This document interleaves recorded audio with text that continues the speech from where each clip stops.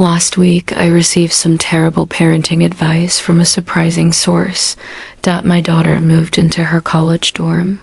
And after a morning of scrubbing all the surfaces and unpacking boxes and hanging posters, my husband and I gave her big hugs and then headed to the parent orientation. There were quite a few speakers, some of them more engaging than others, some more helpful than others. But one stood out for the wrong reasons. She offered guidance that shocked me, so I immediately jotted it down. If your student isn't taking advantage of the resources at the advising center, you can guilt them into it. Just tell them, I am paying for these services. You need to. Use them, otherwise you're wasting my money.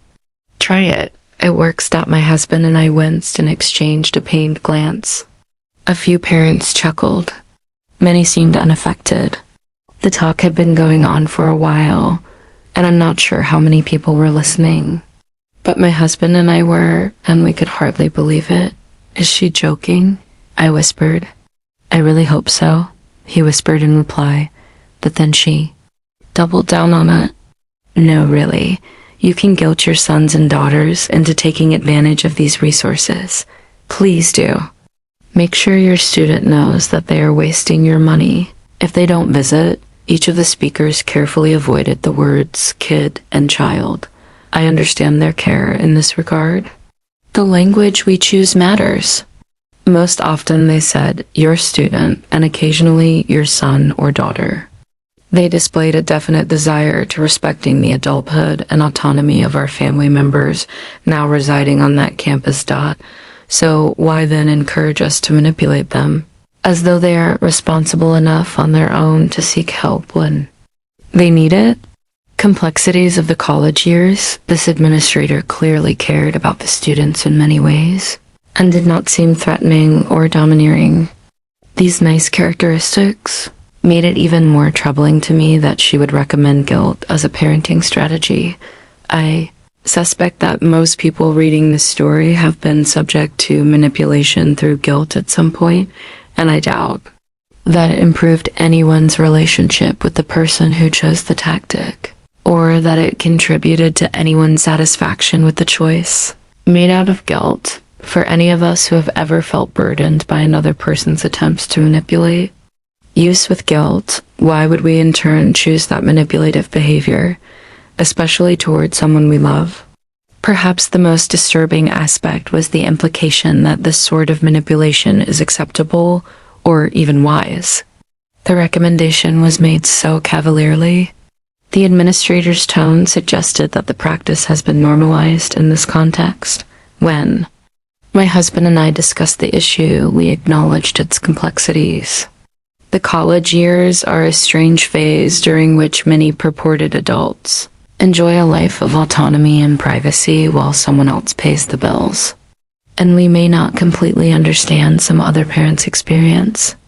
Our daughter has a scholarship to cover tuition and is working as a lifeguard at the university gym to cover what's left of room and board after an additional grant. We are contributing a minimal amount, so maybe her demonstrated responsibility facilitates respect for her autonomy. The various administrators repeatedly emphasized that if the parents called the university offices, they couldn't tell us the students' grades or their health updates or anything at all without the students' express permission. It definitely feels strange to continue to have responsibility for the students financially and to some degree legally, and yet not have the right to access their information. We can readily understand how many parents feel that there is significant tension built into this arrangement, but even so, manipulation through guilt only seems to harm relationships, and there must be a better, healthier way to communicate different types of guilt. When guilt is the outcome of a real offense, it can be beneficial.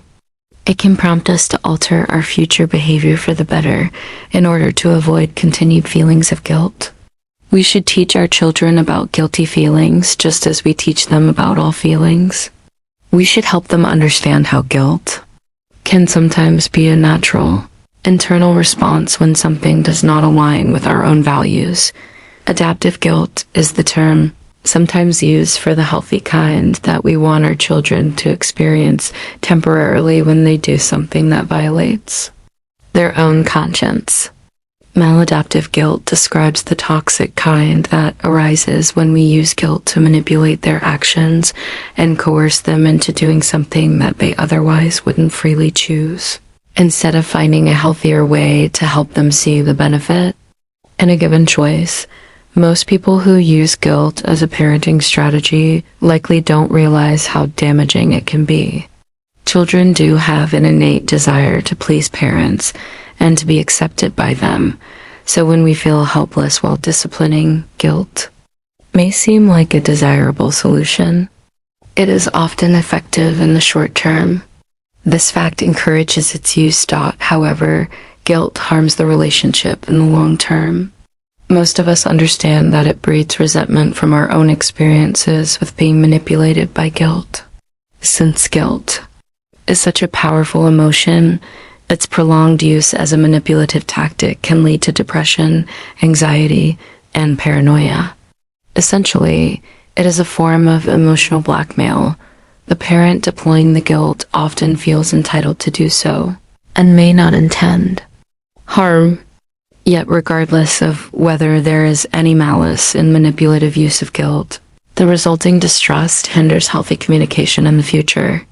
It replaces open and honest discussions with suspicion and avoidance, and inhibits conflict resolutions. Built on mutual understanding, which should always be our goal. And for all of those harms, the manipulation also doesn't foster genuine change. Choices made out of maladaptive guilt are clearly not heartfelt and are rarely sustainable. The application of more guilt, therefore, seems needed. This increasing frequency can create an abusive power dynamic in a relationship. People who experience this sort of manipulation may develop feelings of obligation to stay with those who mistreat them. For some kids, this feeling of obligation may extend beyond contact with the parent who manipulates them. Over time, it may also cause them to enter abusive relationships with others outside of the family. Manipulation looks like love to them. Clearly, some people who use guilt as a manipulation tactic have been subject to the same manipulation themselves. They may have had a parent who frequently used guilt as a compliance strategy and internalized this tactic as an acceptable approach. Dangers of the easy road. Guilt-tripping others is easy. The easy way is rarely the best way. I wrote recently about tyranny in the home, and it's part of the problem in that case as well. Tyranny is easier than humane, empathetic leadership. Demand obedience through harsh consequences, or if you prefer not to use a blunt approach, then wield guilt with its more subtle harms. These easier strategies do save a ton of time, at least in the short term. Consistent, patient, respectful communication can require great effort, and this effort may not seem worth it. Our kids can be so disobedient. They can be ungrateful. They can be very short-sighted and irresponsible. We can feel justified in taking the easier approach. After all, our kids are taking their own easier path when they choose to disobey us. We tell ourselves they deserve the outcome. Sometimes we even convince ourselves that they need it. They need this sort of treatment top-down because I said so, because I'm paying for it. They need this treatment because otherwise they will never change and will never be successful. We're trying to help them, but this thinking is invalid for all of the reasons outlined above. Using guilt to coerce good behavior is much more likely to harm relationships and cause psychological damage than it is to create lasting change. We should try to teach our kids to behave with compassion and justice, and then hope that their consciences will speak if they do something that's actually wrong. We don't need to implant guilt, and if we choose to, we risk abusing that power and introducing guilt when there wasn't actual wrongdoing. Instead of resorting to guilt, we should try to communicate needs and expectations clearly and respectfully. We can describe the behaviors that we'd like to see and why we think they are beneficial. We can explain the consequences of not choosing the desired behavior. Sometimes our kids still choose a different behavior, and when they do, they have their reasons. They might weigh advantages and disadvantages differently than we do, and they should be increasingly allowed to do so as they grow. However, when they know that we respect their perspective and boundaries, they are more likely to respect ours. Interplay of connection and autonomy encouraging our kids to take responsibility for their actions and to try to make good choices requires trusting them. If we don't trust them, then we imply that we retain responsibility for their actions ourselves. Sometimes respecting their autonomy allows them to make choices that embarrass or disappoint us, leaving us wondering whether their behavior reflects poorly on us as parents and tempting us to use guilt to change the behavior.